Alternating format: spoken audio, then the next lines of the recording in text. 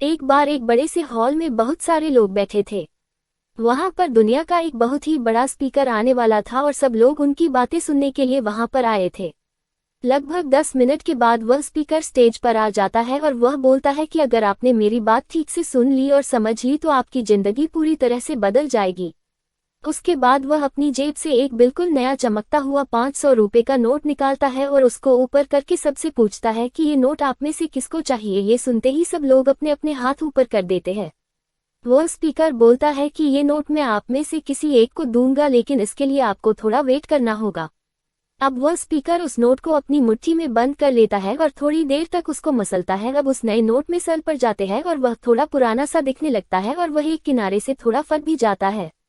इसके बाद वह फिर उस नोट को ऊपर करके पूछता है, अब ये 500 का नोट किसको चाहिए।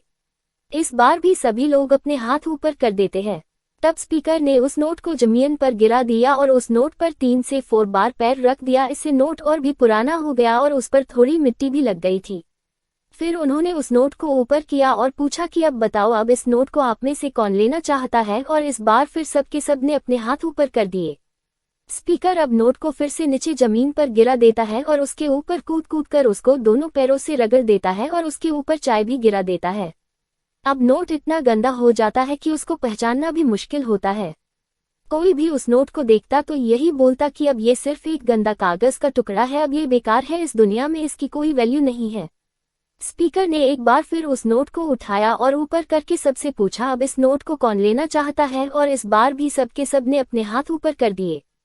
कितना भी गंदा पुराना मिट्टी में सना हुआ चाय का दाग लगा हुआ हो, लेकिन अभी भी वह 500 रुपए का नोट ही था।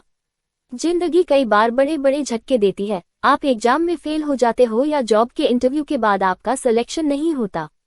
जब आपका बुरा समय चल रहा होता है और आप सिचुएशन का सामना कर रहे होते हो, उसके बाद आपको लगने लगता है कि आप सफलता के लायक ही नहीं है। आपको लगता है कि दूसरे लोग आपसे बेटर है और आप किसी काम के नहीं हो, आपकी कोई वैल्यू नहीं है। हमेशा याद रखो, इससे कोई फर्क नहीं पड़ता कि आपने कितनी बार सिचुएशन का सामना किया है, आप जिंदगी में कितनी बार फेल हुए हो, आपकी वैल्यू हमेशा वही रहेगी जो पहले थी। आपके पास कुछ खास है जो दूसरों के पास नहीं है और ये कोई भी आपसे छीन नहीं सकता। अब तक सक्सेस नहीं मिलने से आपकी वैल्यू कम नहीं हुई है। आप अभी भी अपने बारे में कितना भी लो फील कर रहे हो, उससे कोई फर्क नहीं पड़ता। जो लोग आपको अच्छे से समझते हैं वो लोग आपके वैल्यू को उतना ही मानेंगे जितना पहले मानते थे। तो अपनी वैल्यू को समझो और कुछ बड़ा करके दिखाओ।